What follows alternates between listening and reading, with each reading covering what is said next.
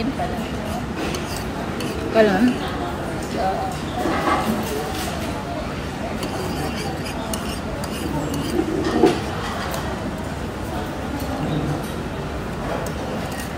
dapat naman dahil ganito ang luto ng itlog. Pampautog daw yan. Hmm?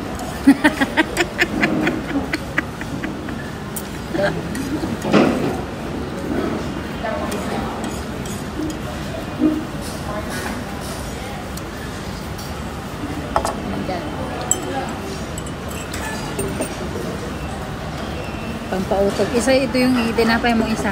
Dalawa tayo. Bilisan mo. Asa na si Shasa?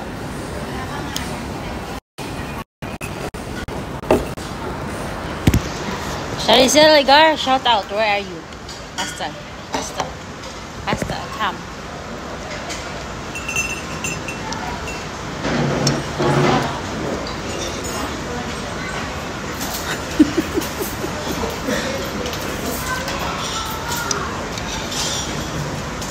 Buti to ano, parang luto talaga siya pagsiasyang kasi parang liquid pa talaga lahat. Hindi mo hinalo kasi.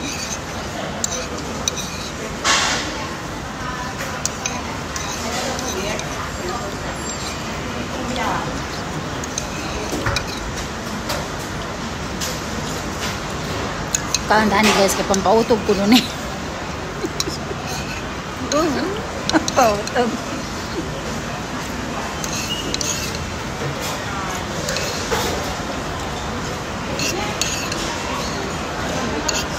Paborito din ata to ni Kuya eh, yung asawa ni Mudra.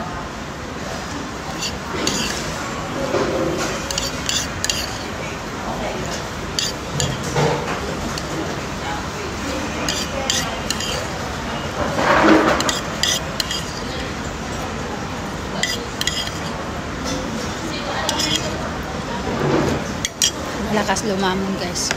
Tapos sabi ko, ilista muna na dinalin yung utang ko. Malapit na ako umuwi. Sana all, magbuhay doon niya na siya sa maganda niyang bahay. Ay! Sana all talaga guys. Hanapan niyo nga din ako ng boyfriend na ganyan na may magpapatayuan ka ng magandang bahay, tapos doon ka na lang, mag-aalaga ka na lang ng mga anak ninyo. Ay, sana all talaga guys. Pag ako may asawang ganun, hindi na ako babalik sa Singapore. Ano ka, Diyos ko, my goodness. Oo! Bakit ba? Sawa na ako dito sa Singapore. Kung may mag-offer sa akin na asawahin ako at mag-anak na lang ako sa Pinas at mag-alaga ng anak ko, ay sige ba? Tapos may bahay na akong bago, ay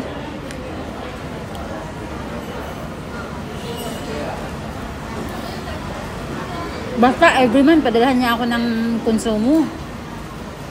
Basta sa akin, sabi ko sa kanya, sabi niya, mas malaki pa nga basta sabi niya sa akin, $1,000 every month. Yung parang binibigay niya sa akin every ano. Magbili talaga ako ng mga kortina, sopa. Yun ang wala ko eh. Mabili mo din yan. Hindi nga pag-uwi. Yung sa amin nga, 32,000 yun cash. Kasama lahat.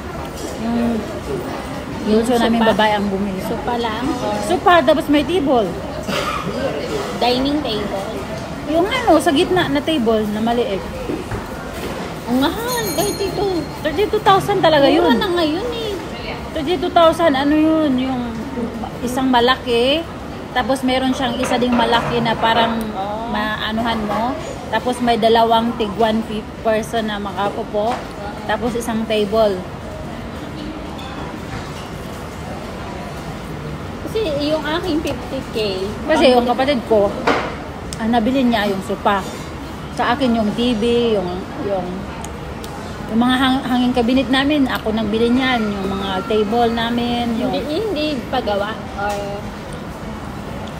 bili mo. pinagawa ko.